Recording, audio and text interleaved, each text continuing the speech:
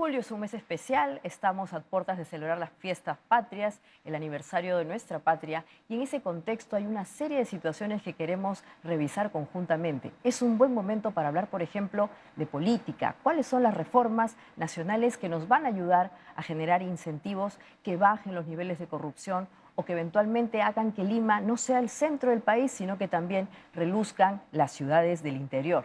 Por eso queremos hablar con ustedes sobre esas dos reformas.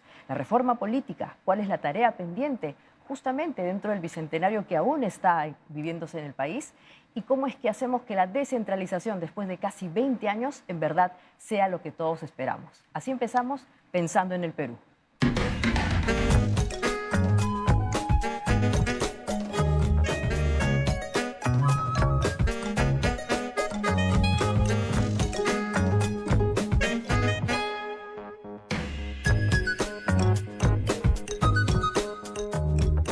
Muy bien, estamos en un nuevo programa de Pensando en el Perú, en el contexto del 28 de julio, obviamente todos muy preocupados por lo que pasa en nuestra coyuntura, pero queremos ir un poquito más allá, como siempre, a los temas de calado. Siempre hablamos de las reformas políticas. ¿Qué cosas son las reformas políticas? ¿Cuáles son las que necesitamos? Vamos a pedirle obviamente a nuestros 4 invitados que están ahora con nosotros y de primer nivel que nos ayuden a encontrar esa respuesta. Está con nosotros la señora Carmen Maqueboy, ella es historiadora, realmente también una personalidad nacional. También el señor Max Hernández, él es presidente del Acuerdo Nacional, y también Miguel Ferré, otra persona especialmente dedicada a estos temas. Y finalmente, con nosotros está Gabriela Vega, politóloga joven, que también se dedica a los temas vinculados a capacitación política. Así que, sin más dilación, vamos a plantear la pregunta: ¿qué son las reformas políticas? ¿Cuáles son las que tendríamos que desarrollar, Max? Bueno, en el Acuerdo Nacional, del cual soy secretario ejecutivo y no presidente, gracias por los buenos deseos, eh, en 2 momentos planteamos los temas de reforma política. La primera vez fue el año 2005, donde propusimos unos acuerdos por la gobernabilidad democrática que se discutieron un largo tiempo, pero no se llegaron a aprobar. Un segundo momento fue entre los años 2020, no, 2019-20 hasta el 2021, donde se aprobaron unos consensos por el Perú. Dentro de estos consensos por el Perú, que se aprobaron por la totalidad del foro del Acuerdo Nacional y que incluso se llevaron a una sesión muy solemne con la participación no solo del foro del Acuerdo Nacional, sino también del Consejo de Estado, se plantearon varias cosas que creo que lo más importante no es señalar qué reformas se plantearon, sino algo que quiero subrayar. Ninguna de esas propuestas aprobadas por consenso ha sido asumida plenamente por las personas o de los ejecutivos sucesivos o del Congreso. Sí, la bicameralidad, que es uno de los temas importantes, ha sido aceptada y se está trabajando. Yo creo que la bicameralidad es valiosa e importante, pero no se trata tanto de lo que yo creo, cuanto de decir, no podemos plantear reformas parciales si no logramos un consenso de cuáles son esas reformas absolutas y totalmente necesarias. Necesitamos mejorar la calidad de la representación congresal, definitivamente. Se han planteado ideas como, por ejemplo, sería importante que la segunda vuelta se haga la elección de los congresistas después de la segunda vuelta, para que se cree una suerte de equilibrio posible entre el Ejecutivo y el Legislativo. Pero esto también tiene gente que puede pensar que no es la mejor de las maneras.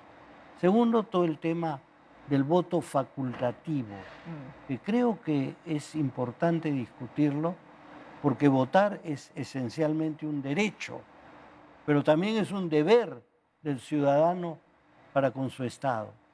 Entonces, señalo un par de esas dos reformas y planteo que en estos momentos lo que necesitamos es espacios de reflexión, más que de proposiciones concretas a las cuales yo no podría hacer otra cosa que leer las que hemos aprobado en el Acuerdo Nacional, porque se logró un consenso y en el Acuerdo Nacional la idea del consenso es una idea absolutamente fundamental. Y además nos creen ustedes que, como dice Max, en verdad casi como que en el Perú intuimos cuáles son las reformas políticas. Hay un problema de representación, hay un problema de que partidos políticos no terminan de ser instituciones que perduren en el tiempo, hay un problema también de nuevas personas. Entonces, si sabemos más o menos cuáles son los problemas, ¿cómo podemos hacer para en verdad tomar la decisión y ahora sí ejecutarlas? No sé, Carmen. Bueno, yo un poco yéndome a los orígenes de la República Peruana, ¿no? Que yo creo que ahí hay una suerte de falla de origen, ¿no? Y la falla de origen está relacionada con lo que yo considero y los pensadores de la época van a considerar los pilares de la República, ¿no? Y por un lado son la institucionalidad, lo que ellos denominan el balance de poderes, y el segundo pilar es la convivencia democrática, ¿no? Digamos, la ciudadanía que sabe interactuar y que trabaja para que esa institucionalidad se fortalezca, ¿no? Entonces, lo que Max dice es realmente importante, ¿no? Es primero llegar al marco del acuerdo y del diálogo, ¿no?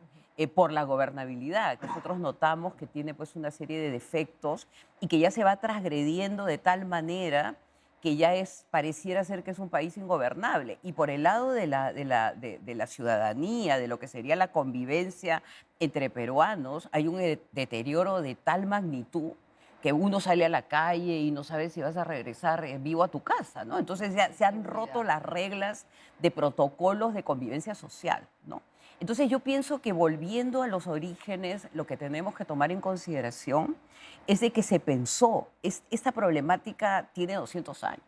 Esto se ha discutido, esto no es algo que nosotros estamos descubriendo, sino que hay grandes pensadores que son nuestros ilustrados, que no se les ha dado probablemente el sitial que tienen, como por ejemplo Sánchez Carrión en sus dos cartas, que justamente analizan lo que yo he mencionado. Por un lado, el balance de poderes, que lo ve de una manera newtoniana, ¿no? De que todos estos planetas se controlan unos a otros, entonces se establece una suerte de equilibrio, que él parte desde la física, ¿no? La matemática. Y por el otro lado, cuando él menciona, en una monarquía seríamos excelentes vasallos, pero nunca ciudadanos, ¿no? Entonces pone a la ciudadanía como el objetivo fundamental.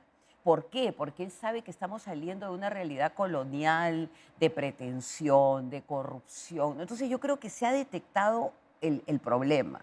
Yo creo que el tema, y acá termino, es que paralelamente a esta suerte de diagnóstico extraordinario, porque yo creo que es uno de los diagnósticos más certeros de ubicar e identificar el problema, se da la cultura del golpe de Estado.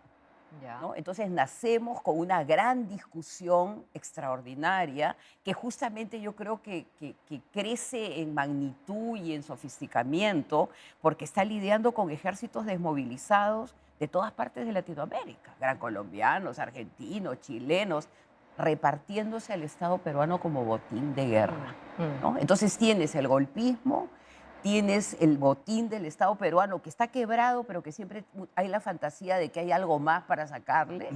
Y yo creo que lo tercero es la traición como elemento de entrar al poder. Y yo creo que ahora estamos lidiando con los mismos problemas y que justamente lo que se demanda es una suerte de acuerdo nacional, proyecto, diálogo, en que todas las partes que están involucradas en esa gran debacle democrática sean capaces de ponerse de acuerdo para sobrevivir. Claro, porque otra vez insisto, más o menos que tenemos la intuición de cuáles son esas reformas, pero hay una impotencia, una situación concreta que no nos permite ejecutarlas. No sé, Miguel, ¿qué opinan ustedes o tú? A ver, bueno, yo soy el menos político de todos ustedes, o sea que voy a decir otra cosa. Por un lado, aparte que sobran partidos políticos, y creo que eso es algo conocido, todo el mundo dice, ¿para qué tantos partidos políticos? Y ahora no digamos la cantidad de partidos políticos que se están aprobando, son 20, 30, no sé cuántos. La pregunta es, ¿estos partidos políticos llegan a la población o no? Mi experiencia, que no tengo mucho, pero alguna, es que asociaciones, por ejemplo, de colectiveros, por un ejemplo específico, que tengo mucha cercanía con los dirigentes, resulta que el único partido político que se ha acercado para entender qué problemas tiene es Perú Libre. Y los demás partidos, bien, gracias. Entonces, claro, ¿cómo se van a sentir esos miles y miles de ciudadanos que están agrupados en un trabajo que además tienen un problema muy serio porque tal como está el ATU, en fin, no voy a hablar de eso, pero el hecho es que es un problema serio? Pues la pregunta es, ¿qué partidos políticos se están acercando para entender qué está pasando? A mi juicio, es bastante fácil resolver lo que está pasando, pero primero hay que conocerlo. Si no lo conocen, entonces yo digo, para mí el tema de los partidos políticos, digo, lo primero que tienen que hacer es acercarse a la ciudadanía, ¿ya?, organizada, diríamos de alguna manera, no a nivel individual, sino el gremio tal, el gremio cual, porque así es como para mí se puede entender. Y la segunda, que cada partido debe tener, a mi juicio, un cierto ideario. Pues si no lo tiene, todos los partidos, si no, a ver, dígame usted el partido del agua de Ancash, ¿cuál es? Yo hablando con el gobernador regional de Ancash, le decía, oye, pero está bien, no, gobernador no, con el alcalde de Huaraz y del otro lado, que bueno, que están allá de Independencia, decía, oye, pero ¿me puedes explicar qué cosa tiene ese partido que está de acuerdo con que haya mucha agua? Yo también estoy de acuerdo, tú, si este es el ideario, en fin, Claro. un ejemplo, ¿no? Lo que pasa es que en el fondo creo, y ahí nos vas a ayudar tú más bien, Gabriela, lo que Miguel plantea, además fundador, presidente, secretario del CAR, ¿no?, director del CAR, es que en el Perú hay un problema de representación y desde el punto de vista de la politología, los clivajes han cambiado, ¿no es cierto? O sea, ya hemos hecho un recorrido por la historia republicana. Ese Perú no es el del siglo XXI. Estamos dentro del bicentenario. Es un Perú mestizo, diverso, globalizado, que sale al mundo justamente con la comida, nos encuentran, nos ven, pero internamente parece que tenemos dificultades para usar nuevas categorías y una de ellas es justamente la representación. ¿Quiénes son los peruanos que no están siendo representados en esos partidos políticos que, como dice Miguel, por ejemplo, no se dedican a cosas más concretas como yo quiero agua o yo quiero que me soluciones el problema del transporte y no me hables de fantasías y elucubraciones y cosas muy elaboradas y la democracia y no sé qué, cuando en verdad no me dice nada en mi día a día? Creo que han planteado todos un montón de entradas que hacen eco con lo que yo pensaba compartir y me da mucho gusto que andamos sintonizados. No es tanto mérito porque igual las cosas no cambian por andar sintonizados en el diagnóstico, pero efectivamente nuestra crisis política tiene muchas caras, ¿no? Y arrancas hablando de la crisis de representación que tiene que ver con esta incapacidad de nuestro sistema de recoger, canalizar demandas y llevarlas a lugares en donde se tomen decisiones que transformen la realidad, ¿no? Y creo que parte de esa simplificación de que tenemos un problema de representación esconde otros problemas que a veces involucran a personas que pueden no tener ninguna formación parecida a la mía o al derecho, y es que no hay representación sin organización, ¿no? Y no hay representación sin comunicación tampoco, ¿no? Max hablaba de la necesidad de reestructurar canales para compartir esas demandas, para volver a tener espacios y plataformas donde conversar, para poder recoger la información que sucede en regiones en las que uno no vive, ¿no? Y entonces, sin tener capacidad de organizarnos, porque los partidos políticos no son otra cosa que una organización, y por ende no deberían solamente tener que ver con abogados o científicos políticos o con políticos, sino con gente que tiene capacidad de aglutinar personas para perseguir un mismo objetivo, para organizarse, para tomar decisiones de forma democrática y colectiva y sostenerse en el tiempo, gestionando recursos, como cualquier empresa o organización civil sin fines de lucro o voluntariado que cualquier joven esté realizando en este momento en cualquier lugar del país. Es una organización. Y a veces nos olvidamos en el debate de la reforma política que efectivamente necesitamos mejores estructuras, mejor diseño, y necesitamos blindar a la política de forma seria de la corrupción y romper con la impunidad, pero, y lo decía Carmen también, todo lo que llene esas estructuras y ese diseño somos nosotros las personas, con nuestras culturas políticas, con nuestras culturas en sociedad, y si es que no tener espacios para la convivencia y formación de cultura democrática, es bien difícil que esas estructuras avancen solas, sin personas que las ocupemos, ¿no? Entonces creo que si me pregunto yo qué parte nos está faltando, además del diagnóstico y además de estas propuestas de solución que necesitamos, es poder pensar en de qué manera la ciudadanía, y hablo de una crisis de representación que no solo afecta a los políticos y a los partidos, también afecta a los gremios, también afecta a los sindicatos, también afecta a los cuerpos de docentes, a los cuerpos de enfermeros. O sea, esa sensación que tenemos de que nadie es capaz de representar a colectivos más allá de sí mismos es transversal, ¿no? Y ese ejercicio de poder pensar cómo represento, cómo canalizo demandas que no sean solo las propias o las de quienes me financian, es un aprendizaje que necesitamos hacer todos en este país. Exactamente, Gabriela. Y con eso vamos a volver después del corte para saber de qué manera la ciudadanía en verdad puede sentir que la democracia le pertenece y que no solamente es suya cuando lo invitan a votar cada cierto tiempo. Esto es Pensando en el Perú, ya volvemos.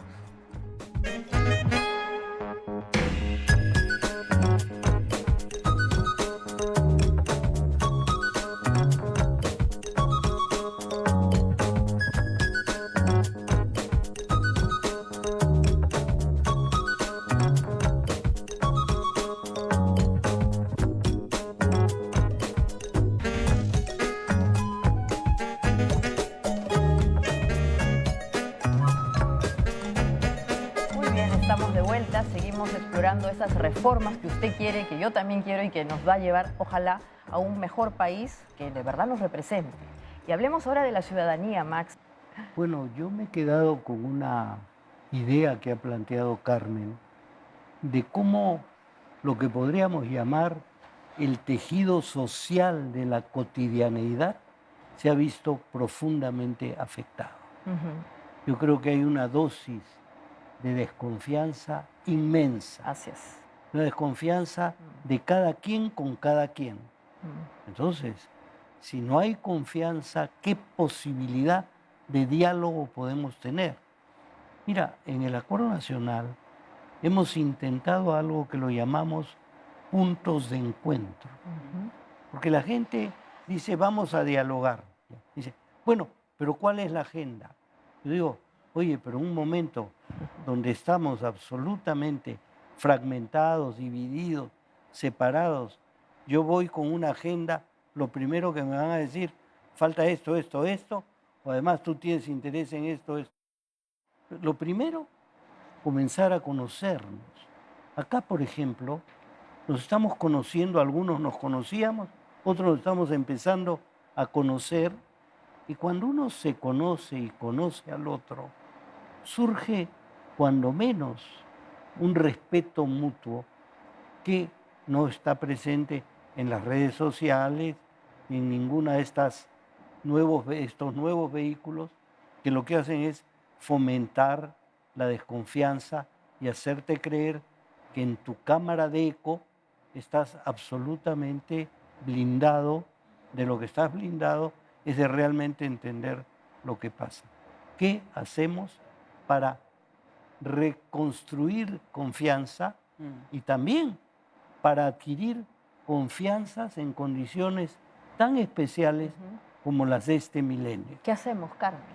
Yo creo que es la idea de reencantar a la ciudadanía con la política, ¿no? Con la vieja idea de la política de la polis, Así es. ¿no? Y yo creo que viene del tema de lo público, ¿no? Del bien público, del bienestar general, que se ha ido perdiendo porque hay una crisis, también eso hay que admitirlo, de la democracia tradicional. O sea, lo que hay es la democracia occidental como se planteó hace 200 años, ya no está funcionando porque no incluye, porque hay una serie pues, de cuestiones, digamos, del entramado en sí. Entonces, primero que nada, ¿cómo reencantamos? Yo creo que reencantamos cuando tratamos de sacar lo mejor de los seres humanos, involucrándolos en un proyecto mayor que el personal, ¿no? Y eso demanda de estrategias, demanda de objetivos. Estaba leyendo de un politólogo que había logrado aglutinar a los vecinos de un edificio para trabajar en su parque.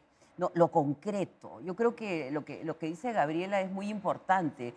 Es la cotidianidad, el día a día, el mejoramiento de la vida en el mercado, ¿no? Por eso que yo creo que la vuelta a la municipalidad, yo apuesto por esa suerte de remunicipalización en la que se crea la identidad del vecino, el vecino que trabaja por el parque, el vecino que trabaja por el recojo de basura, que puede sonar a algo como muy simple, pero que va creando una conciencia que somos un colectivo. Y ese colectivo va avanzando en sus objetivos y va logrando crear identidades mayores. Entonces yo te diría volver a la política cotidiana, de lo material, de la necesidad que tiene cada uno y tratar de romper con este esquema de interés personal, que es lo que se está moviendo a nivel del Ejecutivo, del Legislativo, del Poder Judicial. O sea, son facciones que están luchando por interés. Exacto. Y por ejemplo, Miguel, no solamente partidos políticos, sino también organizaciones cívicas, académicas, tú representas una. ¿Cuán importante es eso también? ¿Cuál qué? ¿Cuán importante es tener este tipo de organizaciones cívicas, académicas, adicionalmente a los partidos políticos? ¿Te parece? Ajá. Creo que hay que crear una cultura de veracidad, que se diga la verdad. Porque, ¿por qué falta confianza? Porque no me fío de lo que me está diciendo. El conectivo entre las personas se llama diálogo. Y el diálogo está basado en la verdad o no. Entonces, claro, si resulta que yo estoy acostumbrado a decir lo que me acomoda, acomodar, cuando se dice, es tu verdad y mi verdad es la, etcétera, pues estamos ya diciendo, ¿a qué jugamos? Entonces, ya para mí, el gran problema, uno de los grandes problemas es que efectivamente lo que han dicho estoy absolutamente alineado con eso. Y decir, por un lado, eso, ¿no? Es decir, yo cuando voy a hablar, yo no conocía a algunas personas, apenas ninguno de ustedes, pero bueno, ya hemos empezado a hablar con Max y yo le he explicado cosas y él se ha dado cuenta que yo decía la verdad. Y cuando él me ha dicho, yo me he dado cuenta que él decía la verdad, ha empezado a haber un diálogo. Si yo hubiera pensado que el señor de repente estaba acomodando no sé qué, yo lo hubiera puesto así. Entonces yo creo que estamos, perdón, suena un poco feo, pero tenemos que construir una cultura de verdad, porque estamos en un país, perdón, es horrible lo que voy a decir, de mentirosos. Así es, y no solamente... Y lo demuestro, vaya, se comprueba cuando resulta que determinada gente que en política, en cualquier nivel, gobierno, central, local, lo que sea, que la gente dice, este miente, pero hace obra. Lo clásico. Oye, entonces, pero si lo más importante es que no mienta. O sea, ¿cómo me voy a fiar de que una promesa que haga alguien si resulta que es un tipo que no es verdad? Entonces, ahí hay algo en la mente, yo diría, de los peruanos en general, y tiene que ver con lo que has dicho de la academia, de los colegios y tal, de decir, no se acepta la mentira. Porque cuando a mí me dicen, no, pero estos son mentiras piadosas o, ¿no? o mentiras blancas y o tal. O peor aún, Miguel, para pasarle la pelota a Gabriela, y ahora después volvemos contigo, o peor aún cuando se acepta que en la política mentir es una estrategia y está bien hacerlo, ¿no? Entonces ahí le estamos quitando el valor a lo político, tal como decía Carmen, de un tema relevante y trascendente. ¿Cómo hacemos para volver a darle trascendencia a la política que está tan ensuciada? Y creo que hemos vuelto, y Max lo mencionó, y me hacías la primera pregunta de, bueno, hay cosas que sí han cambiado. y la forma de comunicarnos ha cambiado. Los fenómenos de desinformación a los que nos enfrentamos, las noticias falsas, las cámaras de ecos de las que hablaba Max, son obstáculos para el acercamiento al otro, para la comprensión de la realidad. Y una de las cosas que a mí me resulta siempre muy llamativa es que habemos personas que tenemos mucho miedo a los totalitarismos, ¿no? A esta idea de que venga se instale un gobierno tan poderoso, con un poder tan absoluto, que controle la forma en que nosotros accedemos a la información y por ende entendemos la realidad. Pero estamos en un momento en el que las personas voluntariamente le entregamos a ciertos medios de comunicación, a ciertas personas en las que nosotros confiamos y nos repiten lo que nosotros queremos creer, nuestra confianza, y restringimos nuestras capacidades para ver más allá de esos canales y de esas cámaras de ecos, y al final estamos creando nosotros mismos esa dependencia, esa discapacidad para ver la realidad a la que supuestamente temíamos que alguien haga para nosotros. Nosotros nos las estamos haciendo a nosotros mismos, ¿no? Y creo que en ese sentido es fundamental que las personas tengamos espacios de encuentro, como mencionamos, pero no solo de encuentro entre los que somos buenos, entre los que creemos que de entrar a la política la cambiaríamos, sino con un enorme reconocimiento y humildad de saber que al país no lo conocemos, ninguno de nosotros, ¿no? Y que cuando hablaba de que tenemos un problema de comunicación es como cuando no hay vías, ¿no? No tenemos canales, carreteras, espacios para que viaje la información, pero lo que es peor es que cuando la información viaja y alguien habla con la verdad de la que Miguel me hablaba, podemos elegir no creerle, porque no conversa con lo que nosotros creíamos que debía ser, ¿no? Entonces, hay una agencia que no solamente es de los políticos, hay una agencia que es cívica, que tiene que ver con la capacidad de cuestionar lo que uno cree y contrastar. Creo que si es que la ciudadanía, nosotros nos acostumbráramos a cuestionar lo que creemos y a contrastar lo que creemos, podríamos dar paso a una comunicación que funcione, que nos convierta en esa comunidad que deseamos. Tal cual. Así es, Gabriela. Y sobre eso, justamente, sobre esas vías, sobre ese Perú que no conocemos, vamos a volver porque tiene que ver con la descentralización, que es la otra reforma que queremos revisar con ustedes. No se vayan, es Pensando en el Perú.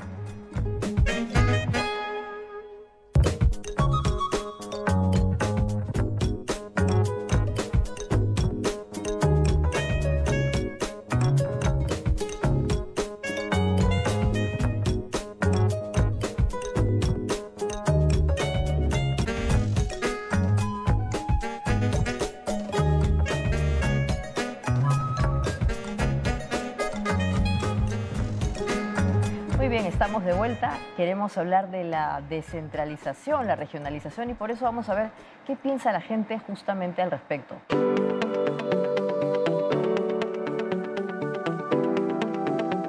Se partió el Perú en regiones y se transfirieron claramente responsabilidades, pero no se transfirieron capacidades. Definitivamente necesitábamos un proceso de descentralización, ¿no? Que en este caso se ha convertido simplemente en un proceso de regionalización porque no se llegó a completar el proceso que originalmente se pensó. No necesitamos tantos alcaldes. Lo otro es que necesitamos mejores capacidades en el sector público, ¿no? Y eso también requiere reformas en la contratación del sector público. El problema de fondo es que no tenemos buenas autoridades, ¿no? Y otra vez, eso pasa por problemas de capacidades, no tenían las capacidades suficientes, y por otra parte, tienes claros problemas de corrupción, no nos tapemos los ojos, ¿no? No son regiones, somos departamentos. O sea, si tú ves, no ha habido ningún proceso de regionalización, ¿no? De Cajamarca tenía que verse unido con otro departamento para hablar realmente de región y de algún tipo de corredor económico, Cuenca, no lo sé. Hay que ver el tema presupuestal, hay que ver el tema de brechas. Decía, antes no teníamos tanta data e información como la tenemos ahora. Ahora podemos ver cuáles son las brechas en agua y saneamiento, por ejemplo, que es lo que es prioritario en las comunidades mucho más alejadas, ¿no? No solamente es un tema, me das plata y yo soluciono, no es así.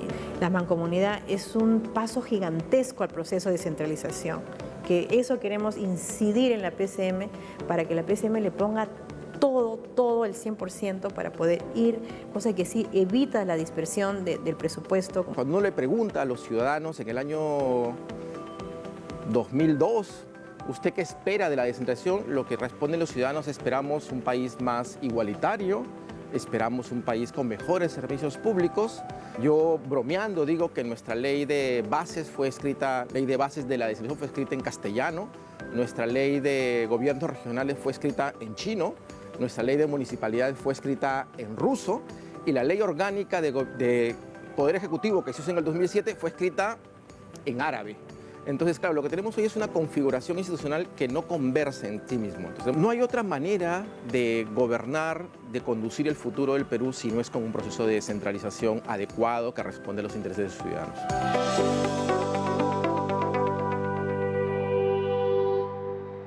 Miguel, ¿ha fracasado la regionalización en el Perú, crees tú?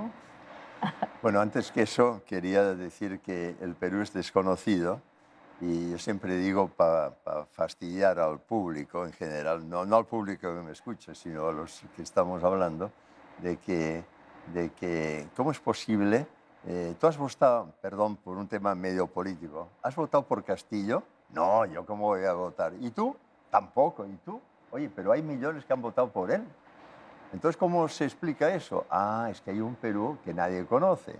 Ese Perú incluso está fuera de las empresas. Yo he hablado con empresarios de diferentes y están muy preocupados por los llamados stakeholders. Los empleados, los proveedores, los clientes, tal. Y entonces, una vez hablando con uno de los grandes empresarios del Perú, le decía, ¿ya has pensado en ese Perú que no está ahí? Y me dijo, wow, no lo había pensado. Efectivamente hay gente en la cual no sé ni que existen. Entonces yo creo que esta es una de las grandes asignaturas pendientes que hay y claro, mi percepción es que para eso hay que tener un tema que se llama fraternidad, amistad. Es decir, si a mí no me preocupa esa gente que en este momento no conozco, no haré ningún esfuerzo por conocerlo. Si yo lo voy a conocer simplemente porque voy a ver qué saco a favor mío, por ahí no va. Eso es lo que... ¿Ha fracasado la regionalización, Max? Bueno, para empezar, creo que gran parte del país nos es profundamente desconocido. Desconocido, sí, ahí tiene toda la razón. Un gran pensador francés planteó, hablando de la independencia, que los grandes pensadores, incluido Sánchez Carrión, habían visto al Perú a través del espejo narcisista limeño. Es decir, ha habido una limeñización de nuestra visión del Perú. Se lo dice alguien que es absolutamente limeño, ¿eh? O sea que no está alguien haciendo una crítica ajena, sino una crítica propia. Yo creo que uno de los problemas de la regionalización, es que la regionalización es un concepto territorial y cultural y se ha planteado en clave política. ¿Por qué vas a llamar región a Piura y región a Tumbes si cuando uno cruza la supuesta frontera, el límite entre Piura y Tumbes, no nota ninguna diferencia?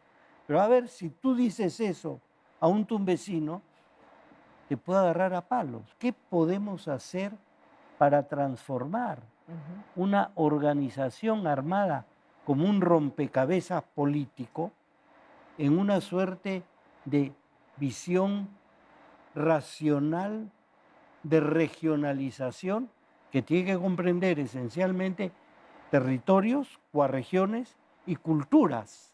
En un país en el cual hablar del bien común implica pensar en un bien común compuesto de parcelas y no un bien común imaginado absolutamente desde arriba. Gabriela, ¿qué le darías de cambios a esta regionalización considerando estos elementos tan interesantes que son más bien no políticos estructurales, sino más subjetivos, ¿no? Que tiene que ver con la cultura, la identidad? Creo que es interesante cuando hablamos de descentralización que hay como una dualidad, ¿no? Estamos hablando de procesos, de una organización del Estado, una parte técnica, lo decían las personas que han hablado antes que nosotros, de capacidades, de burocracia estatal, de competencia. Y hay otra dimensión que tiene que ver con identidad regional, que tiene que ver con cultura, que tiene que ver con reconocimiento y representación, de nuevo, en la toma de decisión y en el que en el Perú hay más personas diversas y de diferentes comunidades.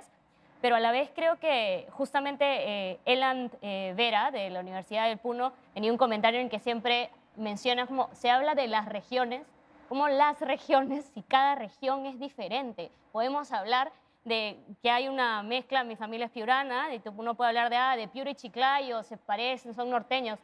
Pues sí, pero no. O sea, la estructura, las capacidades, las actividades económicas, las brechas, son diferentes en cada región, y muchos de los problemas que ha tenido este proceso de regionalización es que asume a todas las regiones como compartimientos que estuviesen llenos de lo mismo.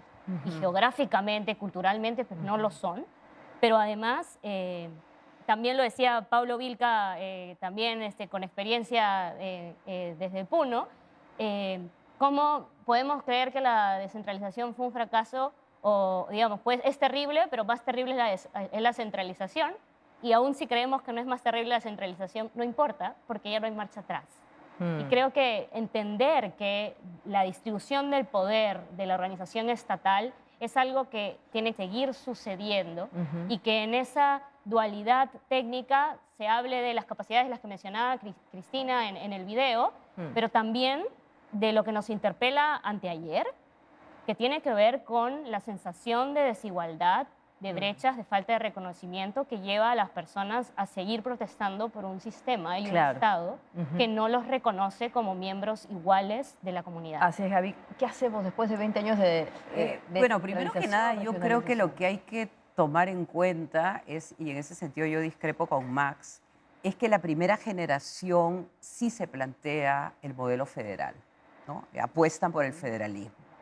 ¿No? Ahora, hay que pensar que es una apuesta imposible de concretar en la realidad con esas condiciones de comunicaciones, de geografía, de muchos múltiples países en uno solo, ¿no? Entonces, hablar de un narcisismo de Sánchez Carrión, yo creo que es una exageración, porque es una generación que plantea el federalismo. Incluso en las discusiones que se dan en la constituyente se habla de que Lima no debe tener, o todas las provincias deben tener el mismo peso que tiene Lima. O sea que había un proyecto que sí estaba. ¿Por qué? Porque eran provincianos. Porque Sánchez Carrión era de Huamachuco, porque Toribio Rodríguez Mendoza era de Chachapoya, porque Luna Pizarro era de Arequipa. Eso olvidamos, que ahí hay un congreso de constituyentes de provincianos. Hipólito Unanue era de Tarapacá, ¿no? Entonces, eso primero. Yo creo que lo que de alguna manera no nos imposibilita ver o entender es un pensamiento binario, ¿no? Hay un pensamiento binario desde la conformación de la República, los buenos, los malos, los morales, los inmorales, los que están adentro, los que están afuera, que un poco bloquea lo que Gabriel ha traído a la mesa, que es la complejidad del problema que se enfrenta, ¿no? Entonces, ante la incapacidad de resolverlo, lo más fácil es agarrar esta idea binaria, ¿no? Yo estoy acá, tú estás allá, el limeño, y no darse cuenta, pues, que es un desafío de física cuántica. O sea, para la primera generación esto es física cuántica y ellos estaban en el 4x4, el 5x2, ¿no? Entonces, yo creo que eso también hay que tener en consideración lo que significó el desafío. Lo segundo es que los caudillos sí territorializan. Territorializan por medio de la guerra, se crean distritos, regiones, departamentos. El siglo XIX es un siglo de territorialización a las patadas, ¿no? En la cual ellos, provincianos también, Castilla de Tarapacá, San Román de Puno, Gamarra del Cusco, están territorializando, están negociando, ¿no? Pero ¿qué cosas se cruzan en el camino? Yo creo que eso también es importante subrayarlo. La corrupción del Estado guanero. Y ese Estado guanero reparte poder para poder mantener poder. Entonces ahí se trastoca el verdadero sentido de una regionalización. Vamos a hablar con eso que es muy interesante. Esto es Pensando en el Perú, así que no se vaya.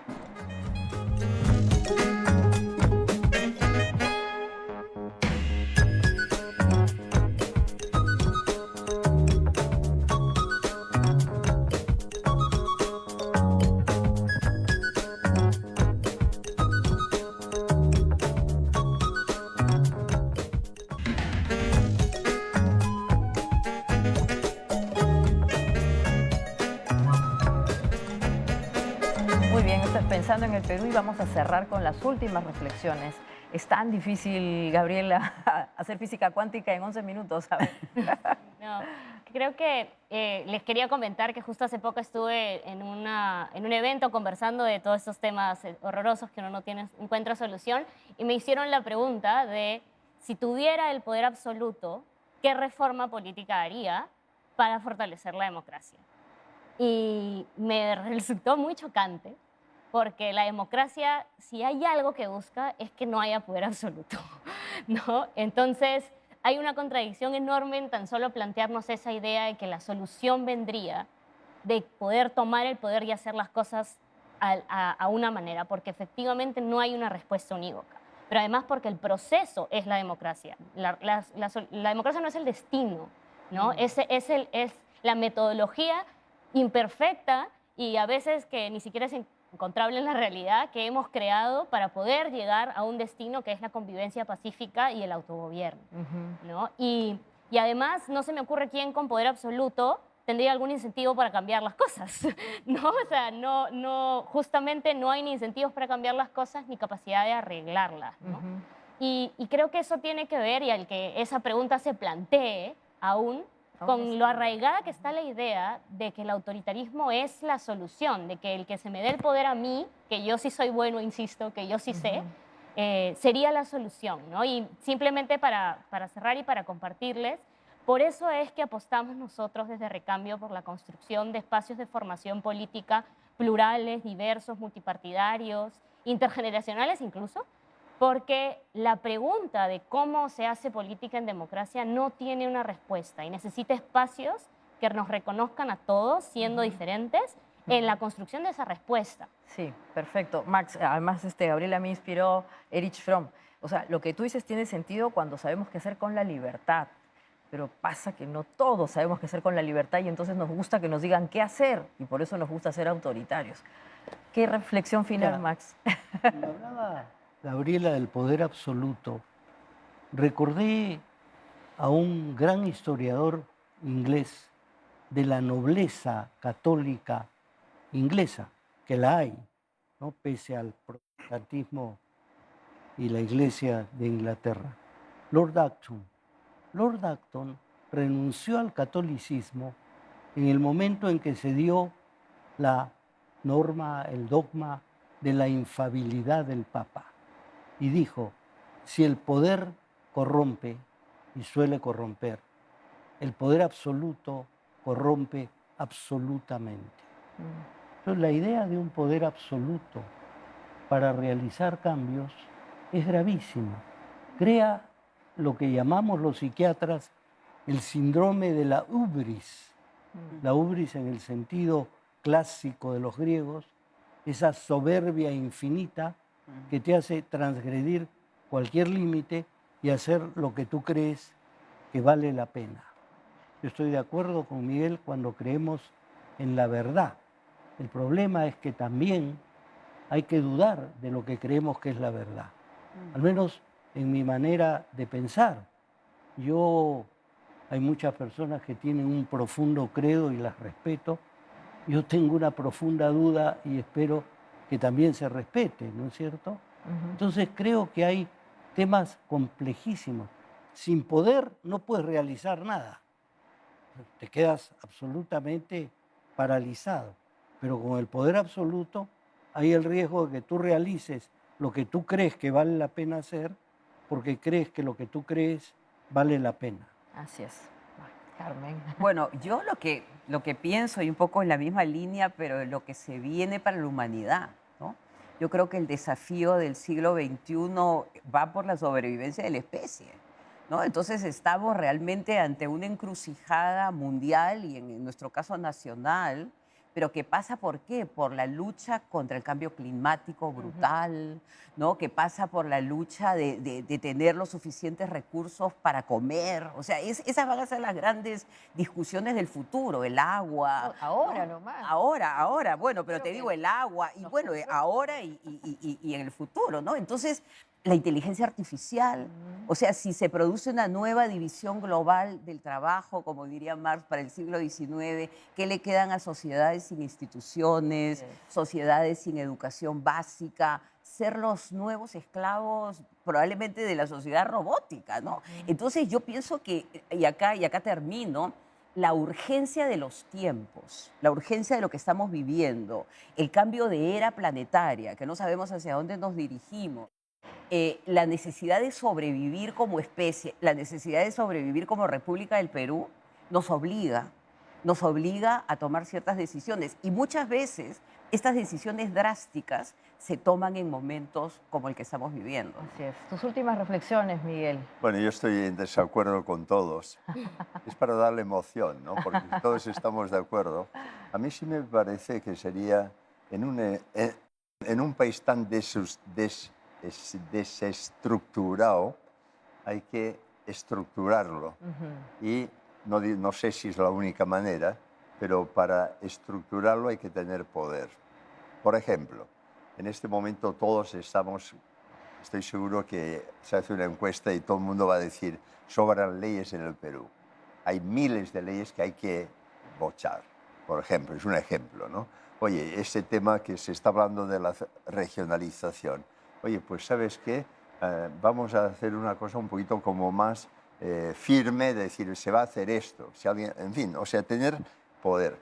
Yo estoy absolutamente de acuerdo contigo en el que el poder absoluto no. Pero si a mí me hablan de dictador, lo que pasa es que hay dos tipos de dictadores. El dictador que busca lo bueno y el dictador que busca lo malo. Si yo estoy pensando en un dictador que busca lo bueno y cuando, ¿sabes cómo se nota eso? Que cuando ya pone las cosas en su sitio, se va. Ese es para mí el dictador que yo pienso que debería haber. Ahora, claro, si es un dictador que cuando empiezan a arreglarse las cosas se afianza en el poder, ahí de ninguna manera. Más que nada sería un reformador ese, ¿no? O sea, más que un dictador, un reformador. Llámale como quieras, pero que tiene que tener poder. Eso es lo que quiero decir. O sea, no puede ser, bueno, ya pues vamos a votar y seguimos votando y vamos votando. Oye, no, aquí sobran 10.000 leyes, fuera. Creo que la democracia no, y la idea de poder absoluto, de poder compartido, acordado, que defiende la democracia, no se contradice con la idea del ejercicio de poder firme. Así es. Simplemente diferente. que es un ejercicio con balances, con separación de poderes, con capacidad de rectificar y sobre todo con conciencia de que esa definición de el dictador bueno y el dictador malo, ¿quién la puede decir? Y justamente ante la incapacidad, creo, de poder definir esa bondad o maldad per se de las personas o de los planes, es que tenemos que confiar en la construcción social y en el acuerdo, que es además un acuerdo en el tiempo, que por suerte esperemos para responder los retos de los que hablaba Carmen, enmienda. Y la democracia funciona por la capacidad de enmienda, por la capacidad de rectificar y creo que el momento en el que estamos como país y como planeta nos pone ante la urgencia de corregir, retroceder y arreglar varias de las instituciones, poderes, prácticas tóxicas, dañinas, que tienen que ser erradicadas. Sí, y el cachito final, Max, el que ha hablado del diálogo, que solamente tenemos un minuto. Lo que dijo Miguel, y me pregunto, ¿Oliverio Cromwell fue un dictador bueno? Me imagino que para los protestantes fue un dictador maravilloso. No sé si para los católicos, ¿no es cierto? Pensando en dictadores buenos y malos. ¿Qué ejemplos de dictadores buenos tenemos? Yo no los conozco. Y otro punto que yo creo que es importante es que esta nueva era le obliga a la especie humana a vivir en incertidumbre, ¿no? Y yo creo que ese es el gran desafío, o sea, seguir construyendo en la incertidumbre, pero apostar por una democracia en la que todos vamos a poder conversar, ¿no? Entonces, esa incertidumbre te va a llevar a que, como muy bien lo dijo Gabriela, la democracia es un proceso. La democracia es un camino, pero básicamente tienes que saber que ese es un camino incierto y eso no te va a constreñir, digamos, en tu desarrollo para sacarla adelante. Tal cual. Bueno, en verdad les quiero agradecer muchísimo ese camino que ustedes han planteado, que es la democracia. Es además un proceso lento, es colaborativo, a veces no nos gusta en un país en donde hay tanta incertidumbre, queremos soluciones rápidas, que venga alguien que nos diga qué hacer, y obviamente también desdeñamos el diálogo, ¿no? Que como bien ha dicho Max, tiene que ver con reconocerse o solamente escucharse. En un país en donde no nos gusta escuchar al otro, donde lo tenemos sesgado o lo criticamos, la polarización enorme que tenemos son parte de los problemas que tenemos que superar. Les agradezco muchísimo por este programa especial y a todos ustedes pedirles que lo compartan. Creo que hemos convocado a 4 personas importantísimas, intelectuales, expertos en estos temas, que no siempre tienen el tiempo y la disposición para conversar de estos temas, porque en verdad lo que hemos hecho es física cuántica en 11 minutos. Nos vemos en una semana más. Esto ha sido Pensando en el Perú y felices fiestas.